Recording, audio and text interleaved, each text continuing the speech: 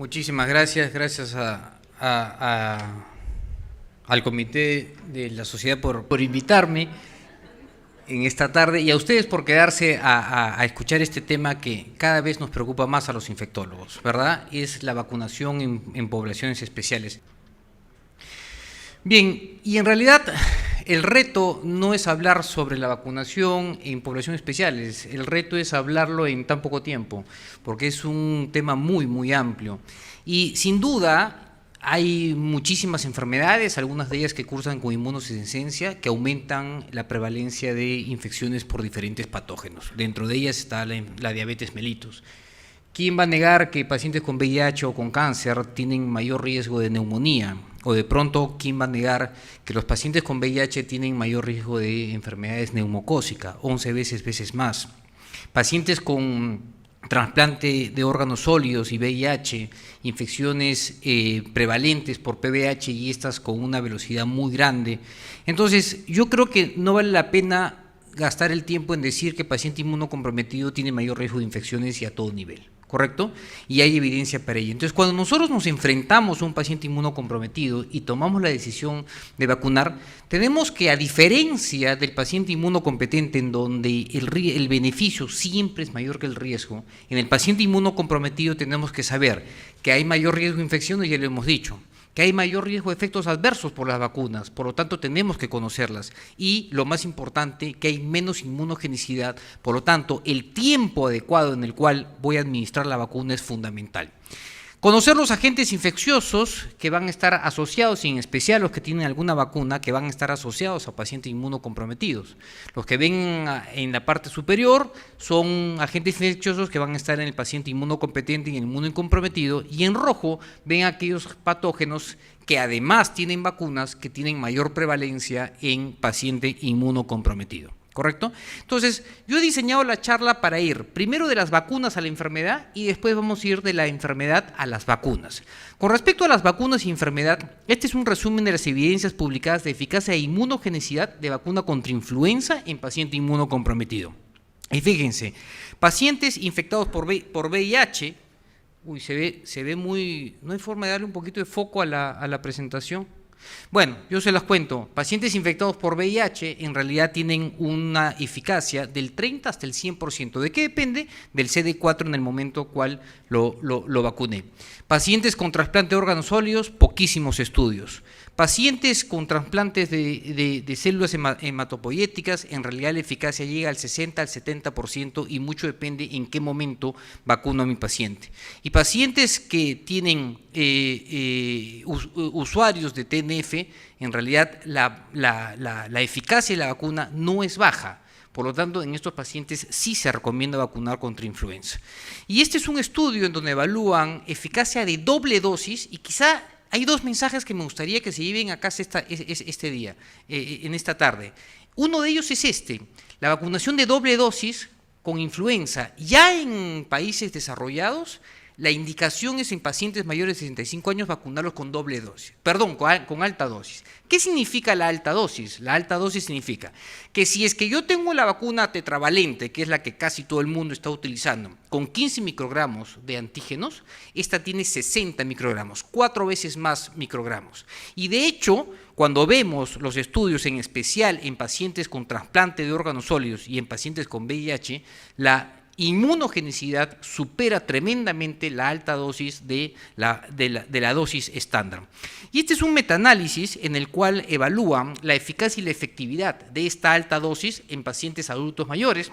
Y es interesante porque lo evalúan en los últimos 10 años y ven la eficacia en relación a aquellos vacunados con simple dosis. ¿Y qué es lo que pueden demostrar después de estas 10 estaciones, con 34 millones de personas más de 65 años en total? Pueden determinar cómo efectivamente en los estudios randomizados y observacionales confirman consistentemente que hay un incremento de protección en diferentes escenarios, no solo para la infección, sino para las complicaciones que genera la influenza.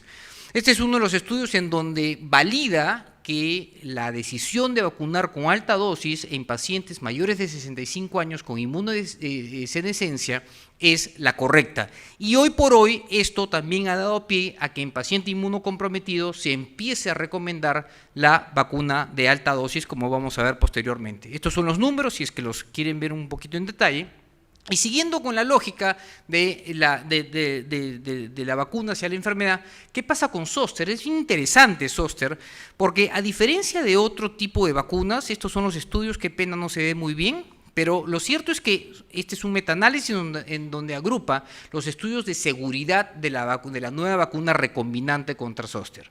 Ustedes saben que en nuestro medio nosotros hemos tenido Zostavax, ¿correcto? Ya no está disponible Zostavax. Zostavax es la vacuna virus vivo, mientras que la vacuna recombinante es la de GSK, y esa es la que hoy por hoy está brindando los datos de seguridad en el paciente inmunocomprometido. Y lo interesante es que cuando lo comparamos los datos de eficacia con Zostavax, esta vacuna tiene entre 90 y 97% de eficacia.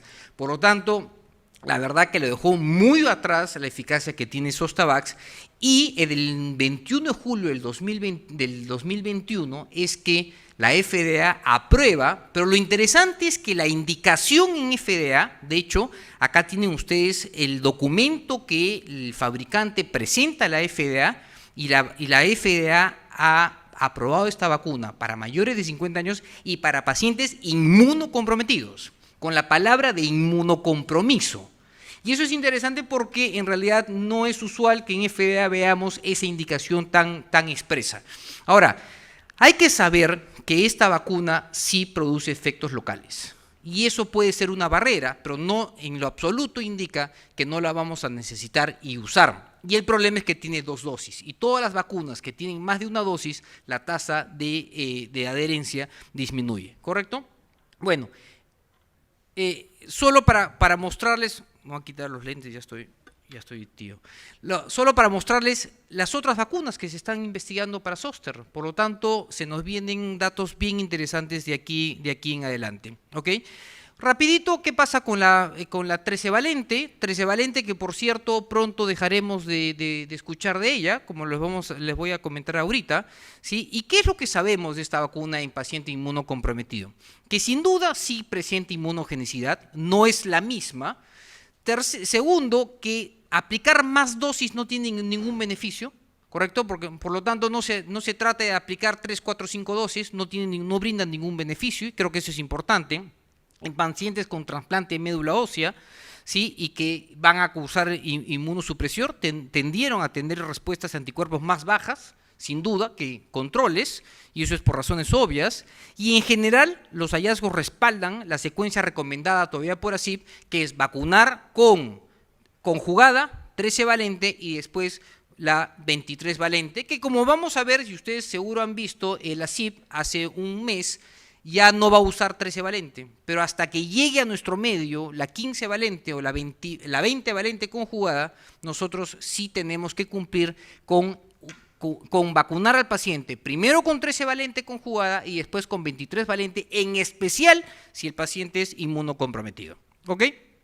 Bien tolerada, pero si bien es cierto, si ahí se ve un poquito mejor, se habla, se dice, se escribe, se publica, y sin embargo esta es la vida real, y la vida real es que en la cohorte americana, a pesar de la recomendación de esta vacuna de 13 valente en pacientes inmunocomprometidos, la tasa de cumplimiento es bajísima, y estamos hablando de 2 cohortes de puro paciente inmunocomprometido, ¿correcto? Pero bueno, así es, demora un tiempo todavía en adherirse. Ahora rápidamente vamos a ir de la enfermedad a las vacunas, lo contrario, y ya vamos a enfocarnos, por ejemplo, en pacientes con trasplante de hematopoyético. Estas son las razones por las cuales a un paciente con trasplante hematopoyético hay que vacunarlos. Eso es como un niño recién nacido, no tiene protección contra nada, hemos ablatido toda la médula.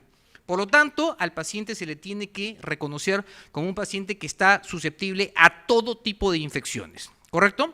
Y las razones para vacunar a este paciente es que obviamente los regímenes de acondicionamiento depletan la médula, por razones obvias, ¿sí? Los receptores de trasplante pierden su memoria inmunológica porque va a venir otra médula que no es la de ellos. La recuperación de los linfocitos depende de los linfocitos maduros y del régimen de inmunosupresión, y los anticuerpos que contra las enfermedades inmunoprevenibles disminuyen dentro de los 10 años post-trasplante.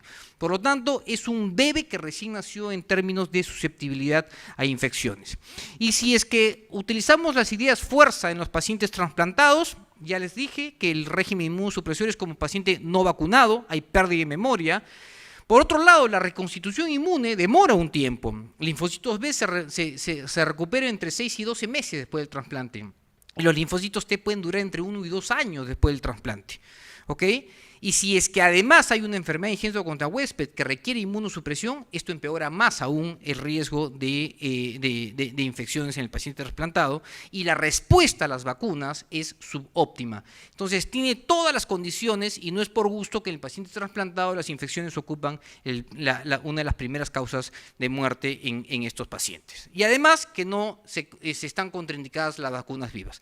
Acá no necesito que lean nada, simplemente es una comparación de todas las últimas guías de vacunas en pacientes trasplantados, canadienses, americanas, inglesas, y casi todas las vacunas comparten el mismo concepto.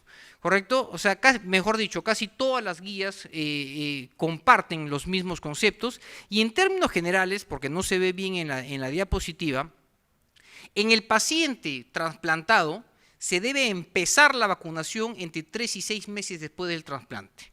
Pero en vacunas vivas uno tiene que esperar entre 12 y 24 meses después del trasplante. Y lamentablemente, a diferencia de un trasplante de médula ósea, perdón, de trasplante de órganos sólidos, como vamos a ver después, esto es en adultos, ¿correcto? Esto es en niños, no me voy a detener, simplemente para que vean que sí hay cierta concordancia entre las diferentes guías, ¿sí? Y a diferencia del trasplante de órgano sólido, yo no lo puedo vacunar al paciente antes de que se trasplante de médula ósea. ¿Correcto? Además, por último, si lo vacuno no me sirve de nada, porque ya estamos hablando de que el paciente va a estar totalmente depletado, a diferencia de un trasplante de médula ósea. Y sin duda, ¿qué vacunas no podemos administrar al paciente trasplantado? Son todas las vacunas vivas atenuadas, ¿ok? Hasta los 12 a 24 meses después del trasplante. ¿Ok? Eso es en adultos y esto es en niños. Muy bien, todo el mundo piensa en el receptor. Sin embargo, y el donante, ¿sí? Y el personal médico que ve al paciente, y el familiar que va a estar acompañado de ese paciente cuando llegue a la casa, y los cuidadores que se queden con el paciente, y por último, las mascotitas, nadie piensa en ellos. Bueno, lo cierto es que no solo se trata de vacunar al paciente que sale de trasplante, sino que se trata de vacunar a todos ellos. Por ejemplo, el personal médico tiene que estar vacunado contra influenza, igual familiares y cuidadores, ¿correcto? Los cuidadores también son susceptibles de transmitir otro tipo de enfermedades infecciosas, incluso el perrito bordetela, que tiene que estar vacunado. ¿Correcto? Entonces, es un conjunto de acciones que tenemos que tener en el paciente inmunocomprometido, y no nos enfoquemos solo en el paciente que tiene el inmunocompromiso. Y este es un resumen de qué vacunas requieren los donantes. Principalmente es pertussis, principalmente es influenza, neumococo para evitar la transmisión por la portación nasofaringea, ¿correcto? Y obviamente las que le corresponden. Rápidamente, trasplante de órganos sólidos, esto es más fácil, porque de alguna manera el trasplantado de órganos sólidos, salvo en una falla hepática aguda fulminante, no nos da tiempo para vacunarlo antes. Pero en términos generales, el paciente renal, por ejemplo, por supuesto que tenemos tiempo. ¿Cuál es la idea? Vacunarlo contra todo, ¿correcto? Y si el paciente va a entrar en inmunosupresión, recordemos algunos conceptos claves: 4 semanas. Cualquier vacuna virus viva que le pongamos al paciente es 4 semanas antes de la inmunosupresión. Y con que nos acordemos de las 4 semanas yo creo que es más que suficiente. Porque una vez que el paciente está trasplantado, la cosa cambia, porque va a estar inmunocomprometido por la terapia que le van a dar para evitar el rechazo. Y mientras más rechazo, más terapia inmunocompromiso y más riesgo de infección, cuando en realidad pude haberlo evitado si es que lo vacunaba antes del trasplante. Entonces, la vacunación viral inactiva y viva debe completarse entre 2 y 4, lo ideal es 4 antes del trasplante, si es que es posible. La mayoría de centros ellos reinician vacunación 3 a 6 meses después del trasplante. La vacuna contra la influenza se puede administrar un mes después del trasplante y se debe evitar la vacunación durante el tratamiento activo con inmunosupresores, ¿no es cierto? Debe transcurrir, como les dije, hasta 4 semanas después de las vacunas vivas y completar todo el régimen de vacunación que tienen los pacientes y considerar las vacunas que están acá. De hecho, en el Hospital de Salud del Callao, una paciente trasplantada renal con todo lo que representa que una paciente viva, se murió de meningococo. Cuando en realidad que se muera de una infección inmunoprevenible después de haber pasado todo un trasplante es algo que no debería existir. Y eso ha pasado acá, ¿ok? Pero otra tristeza, y este es un paper que de alguna manera tiene algunos añitos, pero me gusta ponerlo porque MD Anderson, ¿quién niega que puede ser un centro referente en el mundo? Y a pesar de que el 95% de los colegas y médicos estaban familiarizados con los protocolos de vacunación, solo el 38% de pacientes habían recibido una vacuna después de un trasplante, ¿sí? Y solo el 20 y tantos % habían completado los esquemas. Muchas razones, que recayó, que usó rituximab, que usamos inmunoglobulina, pero el 25% no tenía motivos claros de no haber vacunado al paciente. De hecho, yo soy testigo de ello, mandé a un paciente a trasplantar de médula ósea, llegó después de un año y no lo habían vacunado al paciente. Bueno, son cosas que suceden, ¿correcto? Porque si no lo tenemos en el día a día, como después les voy a resumir, se nos pasa. Recuerden, tenemos que aprender de los pediatras. ¿Qué hace el pediatra para acordarse? Tener una cartilla de vacunación. Y eso es lo que nosotros deberíamos tener para diferentes entidades nosológicas. Rápidamente, ¿qué hacer en paciente inmunocomprometido? Primaria, inmunodeficiencia primaria, defectos de fagocitos, todas las vacunas, excepto BCG. En pacientes con defecto de complemento pueden recibir todas las vacunas, en especial las polisacáridas. Pacientes con defecto de células T son candidatos a trasplante, por lo tanto, régimen de trasplante. Pacientes con defectos de linfocitos B reciben inmunoglobulina, por lo tanto, las vacunas no van a responder a las vacunas, pero con la inmunoglobulina están parcialmente protegidos. ¿Ok? Y esta es una guía canadiense, por ejemplo, qué hacer en pacientes con enfermedad inflamatoria intestinal. No quiero que lean por mucha letra, simplemente 2 conceptos generales. Paciente que va a entrar a biológico, vacúnelo antes. Y si es que está en el régimen de biológico, no puede administrar ningún tipo de vacuna virus bioatenuada como MMR. ¿Ok? Eso es en términos generales. No se ve claro, pero estas son las vacunas polisacáridas inactivas. Todas se pueden administrar en el paciente que está con inmunocompromiso. Y rápidamente, y ya para ir terminando, ¿qué hacer en el paciente con enfermedad reumática? Las enfermedades reumáticas son muchísimas, tienen toda una lista de enfermedades reumáticas a mano derecha, y a mano izquierda de ustedes van a ver todos los fármacos que se utilizan y cada vez aparecen más y más fármacos biológicos para controlar estas enfermedades.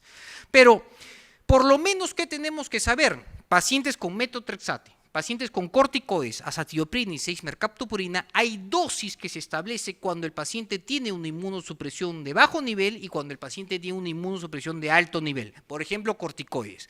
Paciente que tiene hasta 2 miligramos por kilo o 20 miligramos en adultos, se considera un paciente de inmunocompromiso de bajo nivel. Y eso lo tengo que saber porque en el paciente con inmunocompromiso de bajo nivel todavía puedo utilizar algún tipo de vacunas vivas. Pero cuando el paciente supera los 20 o supera las dosis de azatioprina o 6-mercaptopurina, ya no puedo utilizar ninguna vacuna virus vivo y tengo que saber que si lo vacuno con una inactiva, la inmunogenicidad va a ser muy baja. Entonces, en general, estos pacientes deberían vacunarse antes. Y esto es simplemente para que vean que muchas de las indicaciones de las guías consenso no tienen evidencia. O si la tienen muy pobre. Y una de las que más o menos tiene evidencia sólida es que no se deben vacunar contra fiebre amarilla, pero ahorita van a ver una diapositiva interesante, ¿correcto? Y miren ustedes a la izquierda la cantidad de biológicos que van apareciendo, es tremenda. Y lo peor de todo es que cada biológico o cada medicamento tiene un efecto diferente en las diferentes vacunas. Entonces, claro, acordarnos todo eso, ni yo que he preparado la presentación. Tengo que estar familiarizado si es que indico un medicamento o tengo que ir a revisar qué medicamento afecta y qué no afecta. En términos generales, metotrexate afecta a casi todas las vacunas. En términos generales, rituximab afecta casi a todas las vacunas, ¿correcto? Sin embargo, por ejemplo, los inhibidores de TNF casi no afectan ninguna vacuna.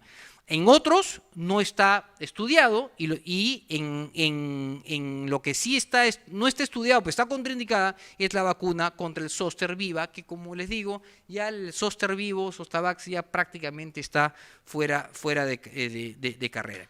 Fíjense ustedes, esta es una revisión bien bonita de vacunación en el paciente con enfermedad autoinmune y vacunas SARS-CoV-2, RNA mensajeras. Y claro, lo que pasa es que hay que entender que le damos un biológico para bajar la inmunidad y que no inflame al paciente. Indirectamente le estamos impidiendo que la vacuna también actúe. Por lo tanto, estos pacientes, con todos los medicamentos que reciban, tienen que sí o sí tener algún tipo de afectación. ¿Ok? Entonces, una vez más, rituximab siempre a la cabeza en disminuir la eficacia casi de la inmunogenicidad de casi todas las vacunas. Nuevamente, inhibidores de TNF, no es mucha la diferencia, y metotrexate en algunas sí y en otras no, ¿correcto?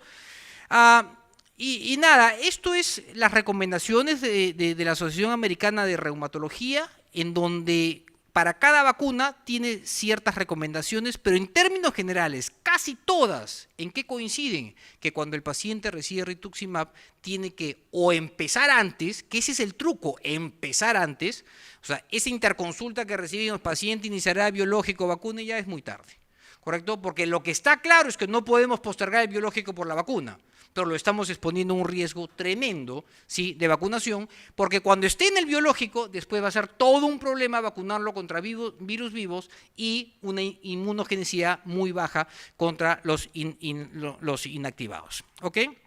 Y quiero, esto lo vamos a pasar, porque quiero llegar a esta diapositiva en la cual, claro, fiebre amarilla es el pavor de todo el mundo, ¿no es cierto? Enfermedad por fiebre amarilla. Y esta es una serie interesante en el 2017-2018 que tuvieron un brote en Sao Paulo y decidieron vacunar a los pacientes inmunocomprometidos, pero con vigilancia, en especial los inmunocomprometidos de bajo nivel. Bueno, lo cierto es que después de miles de dosis administradas, ¿qué es lo que vieron? Que ningún fallecido había sido asociado a fiebre amarilla. De hecho, nosotros en el terremoto, ¿no es cierto?, también hubo una vacunación. No sé si al final se logró asociar los fallecimientos a la vacunación, pero en términos generales, sí, aparentemente, esto no significa en lo absoluto que estoy diciendo que se indique fiebre amarilla en el paciente inmunocomprometido, pero habrá que ver si es que el riesgo epidemiológico supera ese riesgo de la vacuna, ¿correcto? Que es lo mismo que pasa en pacientes adultos mayores, que se van a ir a zonas endémicas. ¿Me vacuno o no me vacuno? No sé, tú decides. Te puede dar enfermedad vacunal, pero también te puede dar fiebre amarilla si es que no te vacunas. Bueno, esas son decisiones individuales.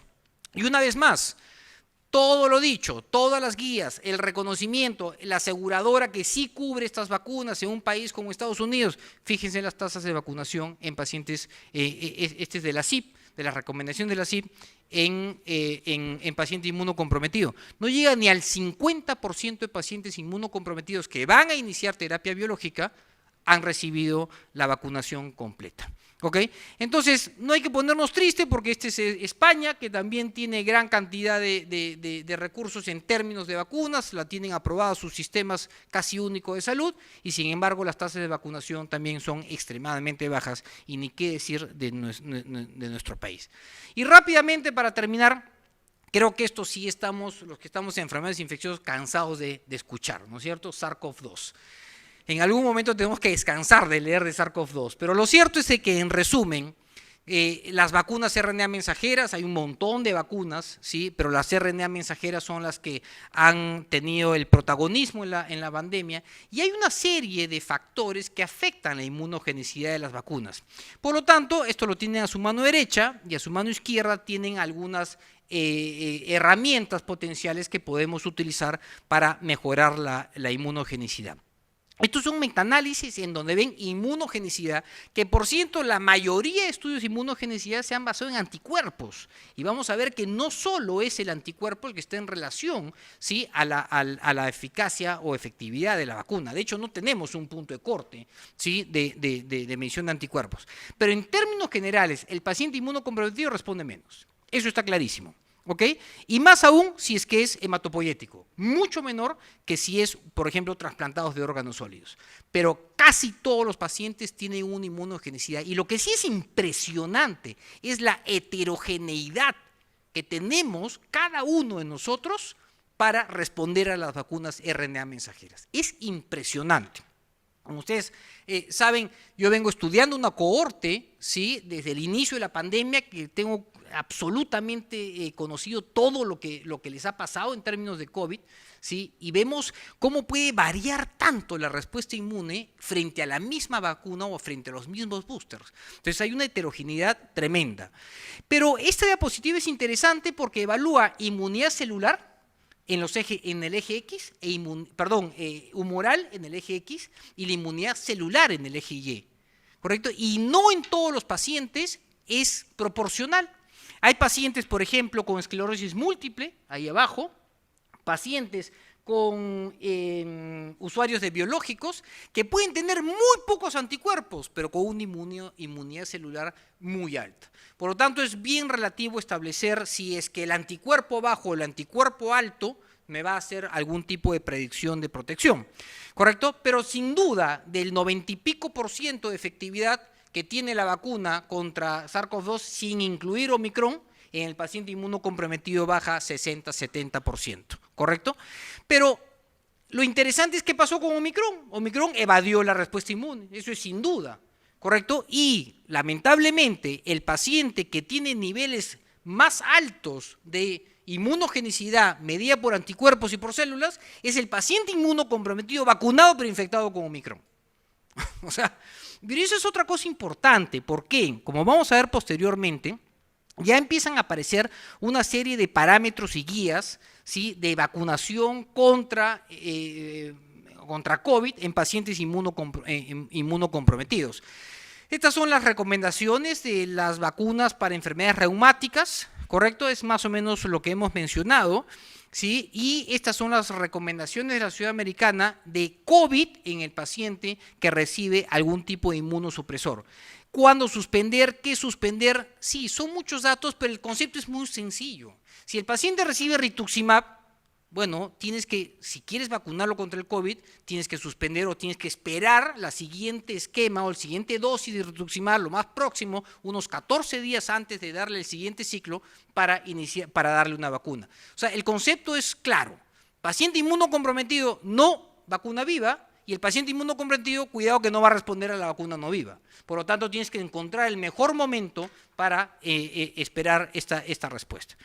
Y para terminar, acá tienen algunas respuestas de qué hacer con el paciente, cómo administrar la vacuna COVID en el paciente trasplantado de órganos hematopoyéticos. Lo ideal es a partir de los 3 meses, porque el problema es que si le da COVID, recuerden, por más que lo vacunaron con 20 dosis, al paciente que va a entrar al trasplante, después del trasplante es un paciente absolutamente virgen, y la recomendación es 3 meses después del trasplante.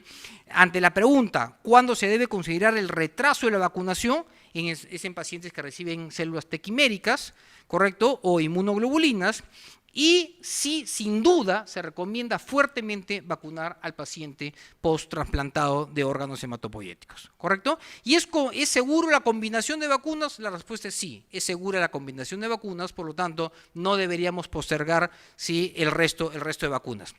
Y este es el paper que ha salido, creo que hace una semana, interesantísimo, porque, ¿qué nos está diciendo? Esto es Qatar, que por cierto, Qatar, se me fue la... bueno. Qatar es interesante porque yo no sabía que solo el 8% tenía mayores de 50 años en Qatar.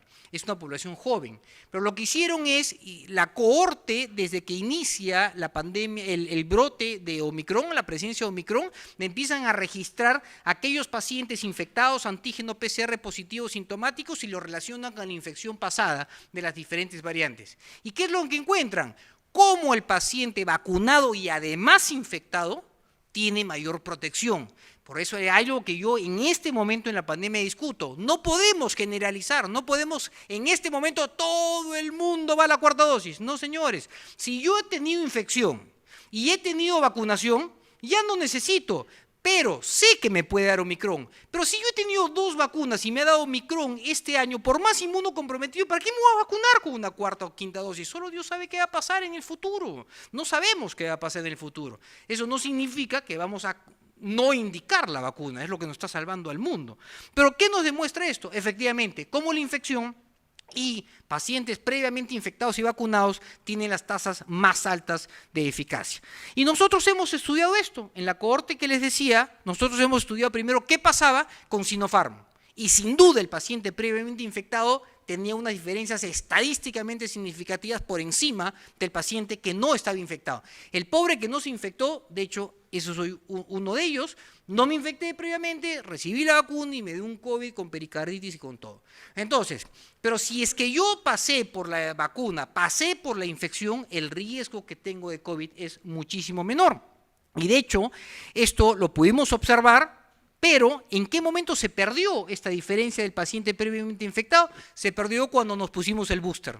Y sin duda, con el cuarto booster, peor todavía. ¿Correcto? Se perdió por completo, pero por lo menos al comienzo, la diferencia entre infectado versus vacunado, infectado vacunado versus solo vacunado, es marcadamente diferente. ¿Qué significa? ¿Y cuál es el mensaje? Estudien individualmente a cada paciente. Ya no estamos para universalizar medidas, ese es bajo mi concepto humilde, por cierto. Estamos para individualizar medidas, creo yo. Y además que recuerden ustedes que hemos hecho un pan con torta con las vacunas. Y eso no es solo Perú, es muchas partes del mundo. Y hemos hecho cosas sin necesidad de una evidencia sólida como siempre estamos acostumbrados a hacer. Y bueno, pues salió esta, ¿no? Sin duda, una cuarta dosis con Omicron, por supuesto, era lo lógico. ¿Correcto? Y esto es lo que se nos viene, ¿cómo se llama?, de aquí en adelante. Y con esto termino, claramente, vacuna inactiva, polisacárido o proteína parecida a virus, tipo PVH, ¿correcto? El momento de menor inmunocompromiso. Busquen eso en el paciente inmunocomprometido, ¿correcto? Y en el paciente vacunas vivas, en el momento sin inmunocompromiso. Y creo que el último, no sé si lo leen ahí, ¿no es cierto? Si es que no conoces farmacocinética y farmacodinámica de un fármaco, ¿qué nos dijeron nuestros profesores? No lo recetes. Pero si no conoces todo de una vacuna, no dejes de indicarla. Pregunta, ¿correcto? No dejen de indicar las vacunas. Y creo que con esta y bueno, esta es la recomendación de la CIP de este año, de hace un mes, y solo quiero destacar una cosa. Desaparecieron la Nemo 13. ¿Y qué ha aparecido? La 15 más la 23, o sea, el secuencial ya en Estados Unidos es 15 con 23 de neumococo o una dosis de 20 conjugada. Entonces, como que la 13, como que la conjuga con la polisacaria 23 ya queda como que en el aire, ¿sí? Eso no significa que si nosotros tenemos disponible la 13, no la vamos a usar la 13 valente. Y algo interesante, que esta indicación sale solo de estudios de inmunogenicidad, no de eficacia, ¿correcto? Pero bueno, vacuna sigue como que un camino paralelo. ¿Y yo qué he hecho con mis pacientes para evitar que se me infecten de una enfermedad inmunoprevenible? Me pasó. Sí, pues efectivamente en la sociedad y en muchos sitios hablo de vacunas y un paciente me vino con hepatitis A. ¿Qué pasó? Me olvidé. Entonces, para evitar olvidarme de darle la vacuna, me hice mi cartilla. Entonces, el paciente va, así como veo sus pruebas, su CD4, su carga viral, su esto, su el otro, le hago un puntito en su esquema de la vacunación y si regresa con la vacuna, le pongo un check. Entonces, ¿qué hice? Lo que hacen los pediatras. Aprendamos de ellos, ¿correcto? Y bueno, ya esto es un programita en Excel para inmunocompromisos de pacientes reumatológicos que también puede funcionar, no lo vamos a detallar, y termino con mis conclusiones. Y las conclusiones son, se debe vacunar en forma individual a cada paciente, eso es sin duda. Las vacunas vivas están generalmente contraindicadas en grupos de inmunocomprometidos y más aún si están con fármacos que inmunocomprometen. Las vacunas inactivas, las anatoxinas y las vacunas polisacáridas no plantean problemas, pero hay que buscar el momento preciso para hacerlo. La mayoría de las vacunas son menos inmunogénicas en inmunocomprometidos, ya lo hemos dicho, por lo que pueden ser necesarias dosis mayores y de refuerzo. Vacuna influenza, alta dosis. ¿Sí? Pasé rápido, pero ya la Asociación Americana de Reumatología lo viene recomendando en el paciente reumatológico. Los familiares y contactos, no nos olvidemos de ellos, sí, porque son los que pueden causar la infección en el paciente inmunocomprometido. Y nada, muchísimas gracias por su atención.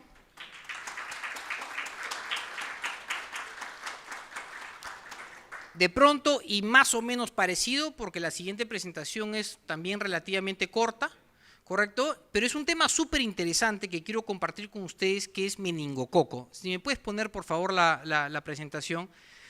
Y yo les aseguro que si a todos ustedes les pregunto si les preocupa neumococo, la mitad me va a decir que no le preocupa neumococo. Si no es masa. ¿Por qué? Porque efectivamente somos un país en donde la prevalencia de neumococo es baja, creemos que no lo tenemos. Bueno, les voy a contar un poco de la experiencia, ¿sí?, que yo tengo a solicitud de mis buenos amigos de Pfizer. ¿Ok? Son mis conflictos de interés, debo manifestarlos. Esta es una presentación patrocinada por Pfizer. A ver, dentro de las bacterias que causan infección del sistema nervioso central, tenemos las más importantes, dentro de las cuales Strep pneumoniae, Haemophilus y meningococo están. La enfermedad meningocócica es causada por Neisseria meningitidis, es un diplococo gram negativo, puede presentarse como casos esporádicos, brotes o epidemias, y es una de las principales causas de meningitis a nivel mundial, ¿correcto? Es transmitida de persona a persona, no hay reservorios animales. Por lo tanto, para que sobreviva el meningococo necesita el ser humano. ¿Qué significa? Que sí está entre nosotros, ¿ok? Aunque es rara, es una infección con muy alta mortalidad, ¿correcto? Y puede ser muy difícil de diagnosticar, como vamos a ver a continuación, ¿ok? Lamentablemente tiene una alta mortalidad, alta tasa de letalidad, y cursa con diferentes síndromes. Puede ser bacteriemia, puede ser meningococcemia, puede ser meningitis, neumonía, síndromes menos comunes, y lo que sí se está viendo con mayor frecuencia es la uretritis meningocócica, en especial en pacientes HSH. ¿Ok? Y cuando hablamos de meningococo, tenemos que hablar de los serogrupos. Existen más de 10 serogrupos de meningococo y estos se categorizan en su mayoría por el polisacárido de membrana, excepto el B. Y les voy dando un truquito. El B, el polisacárido del B, es casi idéntico a una proteína que tenemos, a un polisacárido, perdón, que tenemos en el sistema nervioso central. Por lo tanto, vacunas polisacáridos contra B no existen por ese mimetismo antigénico. ¿Ok? Y sí es importante saber qué serogrupo está circulando, porque en base a eso voy a definir qué tipo de vacuna voy a necesitar. Y hay 5 serogrupos que ocupan más del 95% de casos de enfermedad meningocócica. Y estos son el A, el C, el W, Y y el B. ¿Ok? Ahora, yo les pregunto, ¿cuál predomina en el Perú? No se preocupen, porque ni yo sé, nadie sabe. Y hay un problema de detección de meningococo, y ahorita les voy a comentar, bajo mi óptica, cuál es el problema. Fíjense, esta es una diapositiva en donde evalúa los serogrupos en diferentes países. Sí, pues ninguno es igual al otro, depende de cada país. ¿Ok? Y nosotros tenemos el CIREVA, que es una red de vigilancia, en donde, si bien es cierto, estudian la cepa, lamentablemente de Perú van muy pocas cepas. ¿Eso significa que no hay cepas?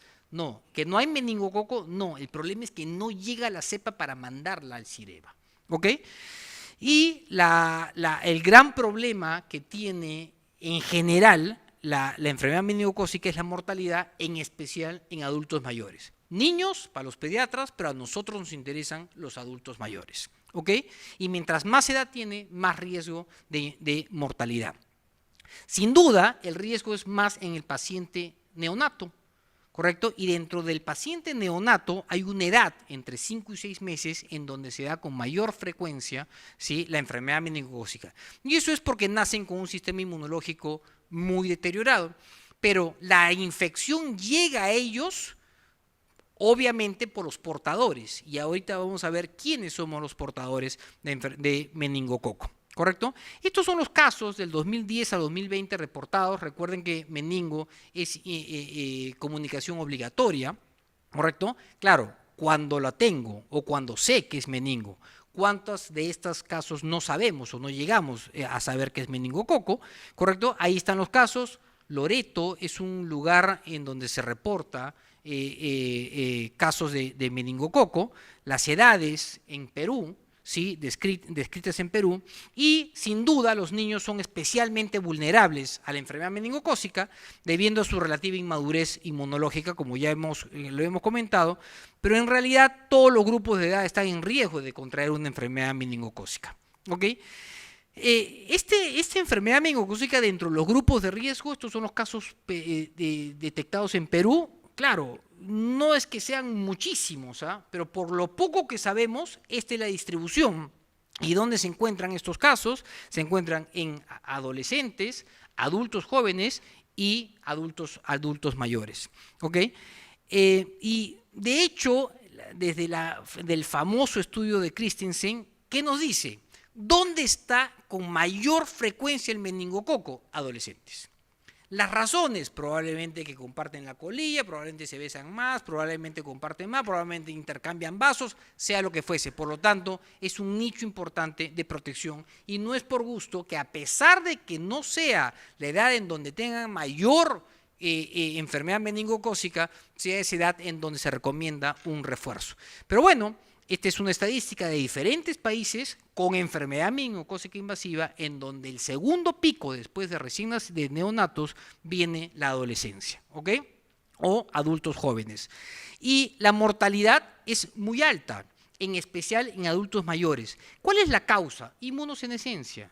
Y lo que actualmente venimos hablando de inflasomas, inflamación crónica que tiene el adulto mayor, además de la inmunosenescencia, que es la afectación en general de el envejecimiento del sistema inmunológico. ¿Ok?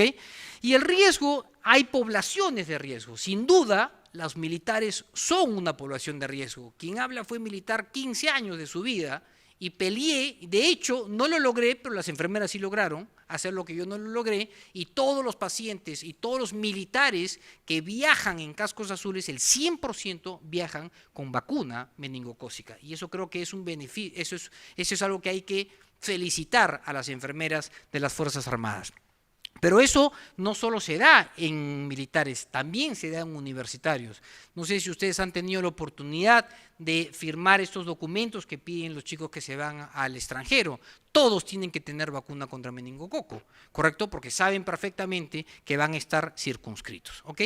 Entonces uno dice, no, pero eso es en Estados Unidos. Sí, pues en Estados Unidos no, porque en el 2017 tuvimos un brote en la Escuela Militar de Chorrillos, ¿sí? Y este brote, que si bien es cierto, existe la publicación de las cepas y de la resistencia que presentaba a los antibióticos, no hay una publicación que define exactamente qué subtipo fue.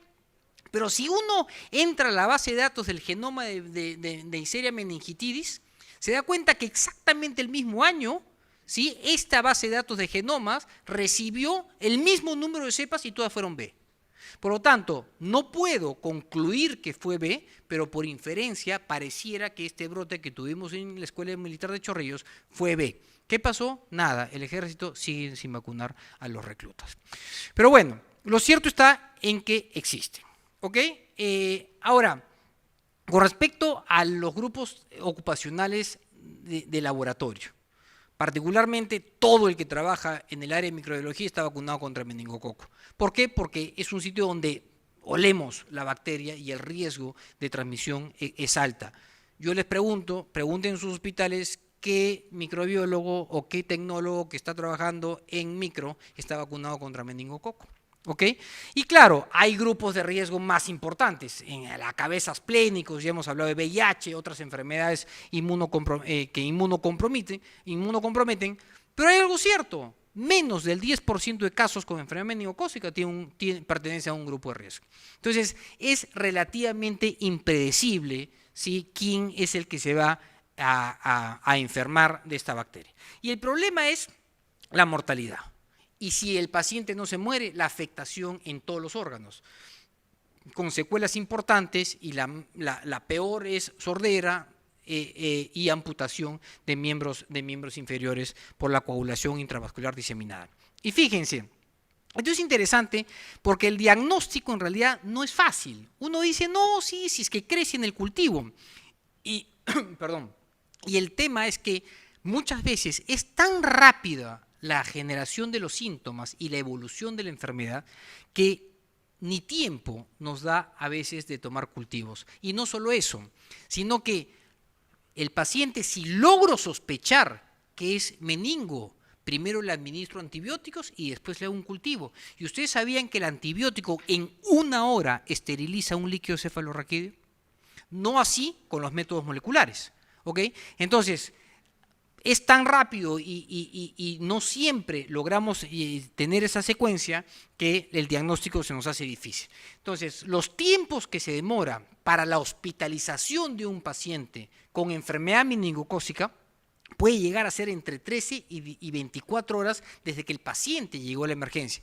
Y una de las principales razones de eso es porque no pensamos que el paciente puede tener una enfermedad meningocócica, porque como ven, al comienzo los síntomas son como cualquier infección irreconocible con síntomas generales. ¿Ok? Estos son los casos que yo en 2 años diagnostiqué en el laboratorio. Y yo me pregunto, si yo que soy tan chiquitito en el universo médico diagnostico 5 casos, me imagino que en todo el Perú deberían haber un poco más. Pero claro, de alguna manera es porque hacemos coaglutinación, centrifugo el líquido, lo meto en cultivo líquido, hago 1000 cosas con el líquido cefalorraquídeo. Pero a pesar de estas 1000 cosas y a pesar de tener las herramientas diagnósticas, fíjense qué pasa en el laboratorio, ¿correcto?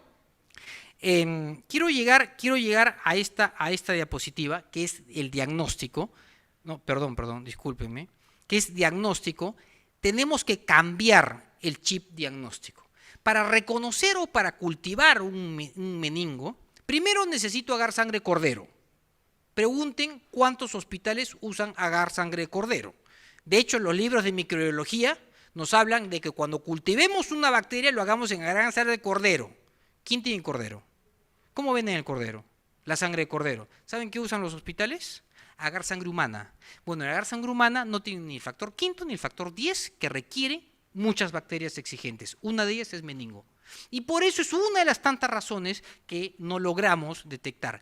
¿Y nosotros qué es lo que hicimos? Hicimos un estudio en donde esa forma, ¿no? 4 tubitos, uno para micro, otro para hemato, otro para esto, es lo más ineficiente en términos diagnósticos. ¿Y eso es por qué? Porque el de micro se va a las 5, porque el de hemato recuenta en el equipo que está al costado. Esa ineficiencia la genera el laboratorio clínico, pero tengo que conversar con ellos para decirle, no señor, yo te voy a mandar 10 mililitros. ¿Qué pasa si tú me mandas 10 mililitros? Les cuento lo que hicimos nosotros, ¿correcto? A los 10 mililitros, FilmArray de 200 microlitros iniciales, ¿correcto? Centrifugamos el líquido a 3500 revoluciones, hay un sedimento, hay un sobrenadante, y del sedimento, por cierto, le hago un expert ultra para tuberculosis, ¿correcto? Y le hago cultivos y coloraciones, ¿ok? Y del sobrenadante, háganle lo que quieran de bioquímica, coaglutinación, ya se contaminó, no interesa. Pero al comienzo no puedo contaminar el líquido. Y miren, solo este truquito de hacer eso en laboratorio, esto es un cuadro que compara el flujo que seguimos nosotros versus el flujo de un hospital, que por cierto tenía también expert para tuberculosis. ¿Cuántos diagnósticos etiológicos llegamos nosotros solo modificando el protocolo dentro del laboratorio versus los 4 o 5 frasquitos de abajo? ¿Ok? Entonces sí es significativo, ¿sí? el hacer eso. Y este es un resumen de los 500 líquidos cefalorraquídeos procesados con FilmArray, en donde en rojo está meningococo. Sí existe. Lo que pasa es que necesitamos mayores herramientas diagnósticas. De hecho, esto lo publicamos porque lo separamos de diferentes distritos. Y este es la última Neisseria meningitidis que detecté. ¿Correcto? Claro, no fue en cerebro, fue en pulmón. ¿sí? Pero lo interesante es que es el primer patrón molecular por Malditov en una cepa de Neisseria meningitis en el Perú. Y además, acá tiene una estadística súper interesante, en la cual sí se logra ver 1000 líqueos cefalorraquídeos que tenían citoquímico, que es lo que usamos nosotros para la orientación diagnóstica, y cultivo. ¿Ok? Y uno dice, si tiene más de 1000 líquidos, la mayoría debe tener cultivo positivo, ¿no es cierto? Debe ser bacteriano. Bueno, las estadísticas nos dicen que cuando tengo más de 1000 líquidos, ni el 20% son cultivos positivos. Pero cuando tengo glucosa baja, menos de 50, bueno, ¿qué nos dice la realidad? Que en menos del 30% tengo, o 10% tengo cultivos positivos. ¿Y qué les parece si hacemos una cosa? Seleccionemos los líquidos que tengan más de 1000 leucocitos, menos de 50 y más de 100 proteínas. 50% es un cultivo negativo. ¿Y eso es por qué? Porque ya tienen antibióticos, porque lo procesé, etcétera. Muchas razones. Pero esto no debería ser así. Yo creo que el antibiótico debe ser uno de los factores más importantes. No se ve nada, no importa, pero esto es el GRAM, ¿correcto? Y el GRAM, en el 50% de cultivos positivos, lo logré ver en el GRAM. Y ojo, centrifugamos los líquidos cefalorraquídeos. Entonces son técnicas que lamentablemente sí son útiles, pero ya pues una vez que llegamos al 2022, post pandemia, ya tenemos que empezar a utilizar métodos moleculares, ¿no es cierto? Y quiero terminar con unas cuantas diapositivas en relación a la protección que debemos pensar en esta enfermedad. Y para ello, ya hablar de vacunas no polisacáridas ya no tiene ningún sentido. Tenemos que hablar de las vacunas conjugadas. En meningo tenemos vacunas polisacáridas no conjugadas y vacunas polisacáridas conjugadas. ¿Por qué se conjuga? Se conjuga con una proteína para engañar al sistema inmunológico, ¿ok? Y para que el efecto booster sea muchísimo mayor. Recuerden que el polisacárido no se presenta a través del HLA tipo 2 para generar una respuesta inmune producto de un linfocito B. Es otro mecanismo. En cambio, cuando le pongo una proteína, que usualmente es toxoide diftérico, toxoide tetánico, al polisacárido engaño al sistema inmune para que crea que es proteína, cuando en realidad es una polisacárido conjugado y genera anticuerpos contra el polisacárido. Y de esa manera es que se logra, ¿sí?, tener las vacunas conjugadas. Lo cierto es que las proteínas transportadoras pueden ser las que están en la diapositiva, ¿sí? Algunas utilizan toxoide histérico, otros tetánico, como les he dicho. Algunas vacunas contra meningococo pueden administrarse desde los 2 meses de edad, ya vamos a ver un cuadro. Induce una memoria inmunológica, reduce el estado de portador, brinda una mayor duración de protección que la vacuna polisacárida, por eso es que ya casi no se usa vacuna polisacárida, y hay una protección directa y de rebaño. ¿Ok? Entonces, esta es una de estas vacunas, ¿correcto? Perdón, esta es una lista de las vacunas que tenemos disponibles. No me queda claro si la de GSK se encuentra. Estoy súper familiarizado con la vacuna de Sanofi y la de Pfizer, que relativamente es nueva, pero no sé si la de GSK. Pero más allá de lo que tenemos nosotros disponibles, que hay que saber que tenemos disponibles nosotros, hay algunas diferencias entre ellas. Y las principales diferencias es que la vacuna de Nimenrix, que es la de Pfizer, se puede administrar desde las 6 semanas de edad, a diferencia de Menactra, que se puede administrar desde los 9 meses de edad. ¿Correcto? No hay límite superior y lo interesante es que esto está dentro del inserto. En individuos mayores de 12 meses es una sola dosis. ¿Correcto? En individuos de 2 a 55 años también es una dosis para la vacuna de Menactra, pero quizá lo más importante es que Nimenrix tiene datos de protección a los 10 años y está en el inserto, ¿correcto? Mientras que las otras vacunas, la de GSK solo tiene hasta los 5 años y la vacuna de Menactra tiene datos de protección, pero que no están en el inserto. ¿Ok? Esto es la conjugación de la vacuna con toxoide tetánico, ¿correcto? Ahí la tienen presente y estas son las indicaciones. Y las indicaciones son a partir de las 6 semanas, como hemos comentado, y pueden ser esquemas de 3 dosis o de 2 dosis. Ahora, en el paciente inmunocomprometido, usualmente 3 dosis. En el niño o paciente menos de 12 meses de edad, son 2 dosis, ¿sí? Separada la primera de 2 meses y un booster a los 12 meses, de edad. ¿Ok? ¿Qué otra cosa les puedo comentar con respecto a la vacuna? La B. ¿Sí? Para vacunar meningo B tenemos 2 vacunas en el mundo. La Trumemba y tenemos la Bexero. ¿Correcto? En nuestro medio solo tenemos Trumemba. Y la Trumemba, les comenté que no era polisacárida por la similitud antigénica que tiene el polisacárido B, y lo que utiliza es una fitohemaglutinina que tiene diferentes familias. Y la que escoge esta vacuna es la familia, la fitohemaglutinina que tiene tanto la familia A como la familia B para tratar de abarcar la mayor cantidad de cepas de meningo B. ¿Ok? Y esta vacuna se administra en esquema de 2 dosis y esquema de 3 dosis, lo mismo en el paciente inmunocomprometido, administramos 3 dosis, pero igual es a elección porque la indicación es 2 o 3 dosis, ¿correcto? No es en niños, no es en menores de 10 años porque la vacuna está indicada a partir de los 10 años de edad. Y básicamente cuando hablamos de vacunas es porque requerimos los estudios para que lo avalen.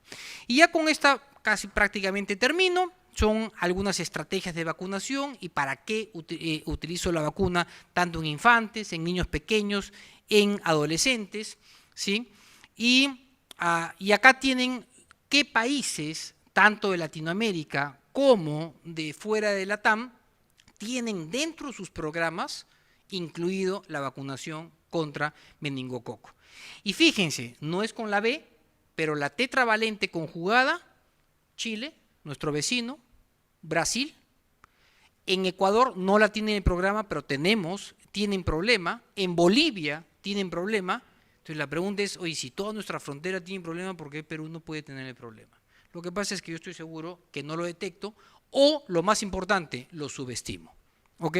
Y de hecho hemos tenido casos. Pero bueno, son muchos países y la eficacia de esto yo creo que está absolutamente demostrada. Acá tienen una serie inglesa en la cual empezaron con la vacunación. Por ahí en el 2017, 2016, 17 pasaron a la tetra y empezó a caer la incidencia de enfermedad meningocócica, ¿correcto? Para los adolescentes la aceptación al comienzo fue mala, pero ¿qué hicieron? Colegios, se acabó el asunto y con los colegios tuvieron una cobertura del 88%, ¿correcto? La incidencia disminuyó y el número total de casos disminuyó también importantemente en los diferentes grupos de edad. Lo mismo en Países Bajos, cuando introdujeron la vacuna, han usado diferentes tipos de vacunas en Países Bajos, pero demuestran claramente cómo disminuye la prevalencia de enfermedad. Y Australia es interesante porque Australia, a pesar de tener un sistema migracional bien sólido, tiene mucha migración del Medio Oriente y les llevó la W que se generó en la Meca. Recuerden que, la Meca, y la Meca está en el cinturón de la meningitis. De hecho, hoy día para ir a peregrinar a la Meca me piden vacuna contra meningococo, porque ahí nace la W, por cierto, que ya no se llama W135, sino solo W. ¿Ok? Entonces, yo creo que en el mundo real hay evidencia suficiente para demostrar cómo disminuye la incidencia de enfermedad meningocócica en diferentes países. Y con esto termino. Chile es interesante porque inicia un programa de vacunación primero al año de edad, empezaron un poquito antes, ¿correcto? Por un número que bordeaban los 50, 60 casos, si no me equivoco, puedo estar equivocando, pero son casos, o sea, no podemos esperar tener miles de casos para pensar en vacunar contra meningococo. ¿Ok? Recuerdo conocí a la mamá de una niña que tiene su organización, Una Vía por Dakota, y ella cuenta su versión y dice que cuando fue al pediatra le preguntó si valía la pena vacunarlo con meningo y el pediatra le dijo que no valía la pena, que en realidad él nunca había visto un caso de meningococo y su hija se murió de meningococo. 16 horas se llevó a la niña por una enfermedad meningocócica. Entonces es impredecible. Pero quiero terminar con esto, con el estudio de Chile. ¿Qué ha demostrado Chile? Que efectivamente ha disminuido la incidencia de enfermedad meningocócica en niños menores de 1 año, pero además también lo ha logrado en pacientes mayores. No se atreven a decir que es un efecto rebaño por el tema del tiempo, pero sin duda piensan que hay una estrecha relación entre los niños y los ancianos que explique esta disminución de incidencia. De hecho, este estudio ha valido para generar la recomendación de incluir un refuerzo en la adolescencia. Los esquemas de vacunación en realidad va a determinar de cada país. Y lo que yo siempre digo, y para terminar, porque creo que esta ya es la última, este es un resumen de los países que han introducido la vacuna. Si a mí me preguntan, si usted tuviese la decisión de vacunar contra meningo en el Perú, ¿lo haría? Y mi respuesta va en dos sentidos. Como ministro, pensaría en obtener datos. Como padre, ni lo dudo. Bueno, y creo que con esto termino. Bueno, y el esquema de vacunación, que ya no quiero cansarlos mucho. Y nada, si tienen una pregunta, encantado de poder responderla. Muchísimas gracias por acompañarnos hasta